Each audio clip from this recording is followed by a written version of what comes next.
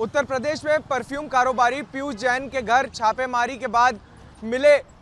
भयंकर नोटों की और साथ ही साथ जो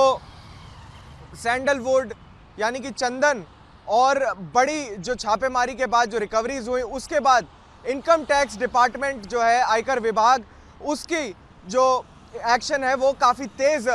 हो गया है। करीबन 50 जगहों पर उत्तर प्रदेश में कन्नौज, कानपुर, नोएडा इत्यादि और इनफैक्ट मुंबई में भी जो है इनकम टैक्स की छापेमारी अभी भी जारी है। सुबह 8 बजे से ये जो रेड्स हैं वो शुरू हुई। उसके बाद कई ठिकानों पर जिसमें जो परफ्यूम विक्रेता हैं, जो परफ्यूम इंडस्ट्री से संबंध रखते हैं, उन लोगों पर छापेमारी हो रही है। शुरुआत इस बात की डीजीजीआई यानी कि directorate general of GST intelligence की एक रेड से होती है, जहां पर पीयूष जैन नामक कारोबारी के घर से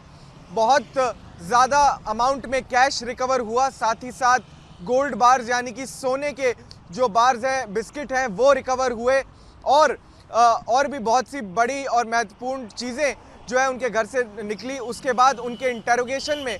कुछ जो परफ्यूम कारोबारी हैं उनकी सप्लाई चेन को लेकर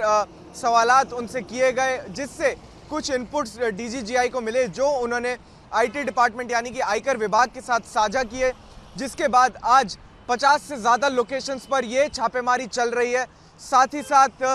जो है डीजीजीआई के अलावा इनकम टैक्स डिपार्टमेंट, क्योंकि डीजीजीआई का जो जुरिस्डिक्शन होता है सिर्फ जीएसटी तक होता है, आईटी डिपार्टमेंट दूसरी तरफ बड़ा एस्पेक्ट देख सकता है, किसी भी तरीके के टैक्स इन्वेजन, किसी की तरीके के टैक्स इवेजन देख सकता है। तो अब एक बड़ी कार्रवाई आईटी डिपार्टमेंट की तरफ से चल रही है, यानी कि इनकम टैक्स डिपार्टमेंट की तरफ से चल रही है। उसके अलावा जो है अब ये भी देखा जा रहा है कि अगर इन रेड्स में से कुछ बड़ी रिकवरीज होती हैं, और ये भी एक एंगल है कि क्या इस जो पैसे को बचाया गया, जो टैक्स इवेजन की कोशिश की गई, उससे जो पैसा बचा, क्या उसको बढ़ाने के लिए या शेल कंपनीज बनाई गई या उसको वाइट करने के लिए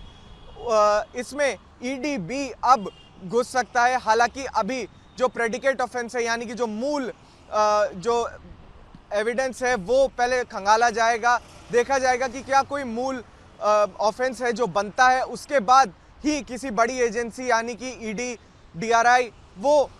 इस पूरे मामले में अंदर घुसेगी, इन्वेस्टिगेट करेगी। हालांकि अभी जो बड़ी कार्रवाई है वो इनकम टैक्स डिपार्टमेंट की तरफ से चल रही है। हालांकि कहीं ना कहीं जहां एक तरफ ये कार्रवाई चल रही है, वहीं दूसरी तरफ